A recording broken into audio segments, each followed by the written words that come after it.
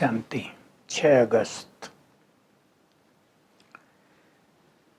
बाबा कह रहे हैं अपनी जांच करो, हम कितने शुद्ध बने हैं, पावन बने हैं। जितने जितने तुम पावन बनते जाएंगे तुम्हारी खुशी का पारा चढ़ता रहेगा। बाबा तुम सबको योग सिखा रहे हैं। इस योग बल से तुम कर्मातीत अवस्था को पाते हो। इस योग बल से तुम्हारे विकर्म विनाश होते हैं।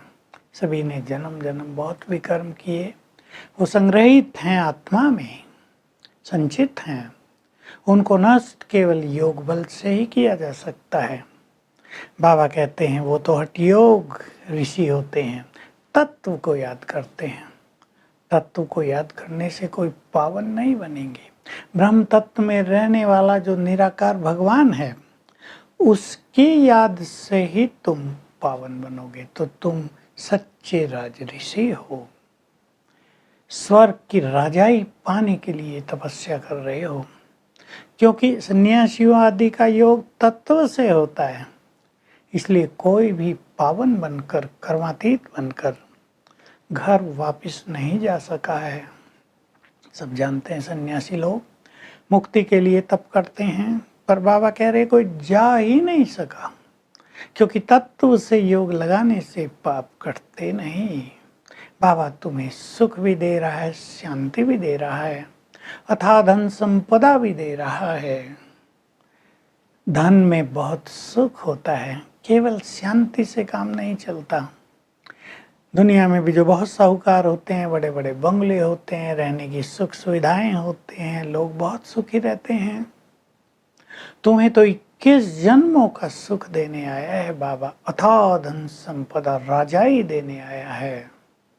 बस कहते हैं तुम मेरी मत पर चलते रहो, तुम महावीर हो। योग बल से तुम महावीर बन रहे हो। तुम कहते हो दृढ़ता पूर्वक रावण हमारे पैरों को हिला नहीं सकता। ऐसे महावीर, ऐसे शक्तिशाली तुम बनते हो, माया पर विजय प्राप्त करते हो। संसार में और कोई माया पर विजय प्राप्त नहीं कर सकता। कई बच्चे बाबा कहते हैं बाबा मेरा योग नहीं लगता, मेरे में क्रोध का भूत बहुत है। बाबा प्यार से कहते हैं बच्चे इन भूतों को तो भगाना है, इसलिए तो मैं आया हूँ। देखो बाबा को कभी क्रोध आता है क्या? तुम भी तो मेरे बच्चे हो, तुम्हें भी कभी क्रोध नहीं करना है, प्यार से काम लेना है सबसे। तुम्हें बहुत खुशी रहेगी अगर तुम्हारा योग बल बढ़ता जाएगा। फिर तुम्हारे मन में सेवाओं की भी उमंग बहुत रहेगी। कब कब बाबा के पास कोई युगल आते थे, बहुत अच्छे ज्ञान में चलने वाले, बड़ी आयु के। बाबा कहते थे बच्चे तुम सेवा में लग जाओ ना, नहीं तो अपनी पत्नी को सेवा में लगा दो, क्योंकि मैं अकेला थोड़ा ही सारा काम करूँगा। मैंने तुम्हें संदेश दिया है, तुम्हें संसार को संदेश देना है। मेरे साथ मेरे सब बच्चे भी तो इस महान कार्य में लगे हुए हैं। मैं अकेला स्थापना नहीं करता हूँ, तुम्हें अपना साथी बनाता हूँ। अगर तुम्हारा योग बल बहुत रहेगा तो तुम्हें सेवाओं की उमंग उत्साह बहुत होगी, खुशी बहुत रहेगी और तुम सेवाओं के मैदान में तत्पर रहोगे। बलिहारी समय की है, इस तन की भी है। तुम्हें आत्माभिमानी बनना है, इस तन से मोह छोड़ देना है। लेकिन इसका अर्थ ये नहीं कि तुम्हें इस तन की संभाल नहीं करनी है, इस तन की पूरी संभाल करनी है। इस तन में बैठकर ही तो तुम पुरुषार्थ करके कर्मातीत अवस्था को पाओगे, राजाई पाओगे। इस तन को तंदुरुस्त रखने के लिए खान पान की बहुत संभाल करनी है। अपने को देख लेना है क्या खाने से नुकसान होता है, हमें क्या खाना चाहिए। मुख्य रूप से हेल्थ इसी पे निर्भर करती है। लोग उल्टा सुल्टा खाते हैं, फिर बीमार हो जाते हैं। तो बाबा उमंग बढ़ा रहे, शरीर को संभालना भी तुम्हारी ड्यूटी है। शरीर तुम्हारा बीमार हो गया तो तुम पुरुषार्थ कर नहीं पाओगे। देखो बाबा कह रहे ब्रह्मा का तन भी बच्चे संभालते हैं। बाबा के पास एक लच्छू बहन रहती थी, वो बाबा की बहुत संभाल करती थी। एक भाई थे, वो बाबा का बहुत ध्यान रखते थे और भी सेवाएं थी उनकी। खान पान का ध्यान, बाबा को हर तरह की सुविधाएं मिलें, कोई कष्ट न हो, उसका ध्यान रखते थे। तो बाबा कह रहे तुम्हें भी इस शरीर की संभाल करनी है। देखो इस बाबा ने शुरू में ही कई तरह के साक्षात्कार किए थे, आज बाबा वो स्पष्ट कर रहे हैं। विनाश भी देखा और अपने कई जन्म देखे, 2-4 राजाई के जन्म देखे अपने। नशा चढ़ गया, मैं क्या क्या बनने वाला हूँ। सतयुग का भी दिखाया, तुम विश्व महाराजन बनने वाले हो, और द्वापुर के भी दिखाए बाबा को।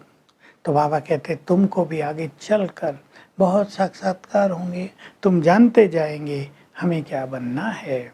तो बाबा हम सभी को बहुत अच्छी रूरिहान करा रहे हैं। तो विशेष आज हमें ध्यान देना है क्रोध पर विजय। क्रोध कामनाओं से उत्पन्न होता है, क्रोध अधैर्य से उत्पन्न होता है। हमें अपनी कामनाओं को कम करते चलना है। माताएं सोचती हैं मेरे बच्चे वही करें जो मैं चाहूँ, पति मेरी आज्ञा में चले, तो गुस्सा आता है जब वो नहीं चलते। हर व्यक्ति की बुद्धि का लेवल, कर्म करने का तरीका, कर्म की शक्ति, क्षमता, टैलेंट्स सब अलग अलग हैं। इस संकल्प को हमें हल्का करना पड़ेगा कि जो मैं कहूँ वही दूसरे करें। इससे क्रोध बढ़ेगा, संबंध बिगड़ेंगे, स्वीटनेस खत्म होगी, हमारा पुरुषार्थ रुक जाएगा। तो हमें योग बल बढ़ाना है बहुत अच्छी तरह, ताकि हम सदा खुश रहें। बहुत खुशी रहनी चाहिए जीवन में। स्वयं भगवान हमारे सम्मुख है, वो हमें राजयोग सिखा रहा है। तो हम जैसा खुश नसीब भला संसार में कौन हो सकता है। बाबा भी हमारे भाग्य की महिमा कर रहे हैं। तुम्हें मैं राजाई देने आया हूँ और तुम्हें मुझसे पुरुषार्थ करके ये राजाई प्राप्त करनी है। वरदान है सहन शक्ति की धारणा द्वारा दूसरों को परिवर्तन करने वाले दृढ़ संकल्पधारी भव। हर व्यक्ति को ज्ञान मार्ग में आने पर सहन करना पड़ता है। देखो लौकिक में भी सहन करना पड़ता है, काम धंधों में भी सहन करना पड़ता है। जैसे ब्रह्मा बाबा ने सब कुछ सहन किया, गालियां दी लोगों ने, सब सहन किया। ये नहीं सोचा कहाँ तक सहन करेंगे। हमें भी ये नहीं सोचना है कहाँ तक सहन करेंगे।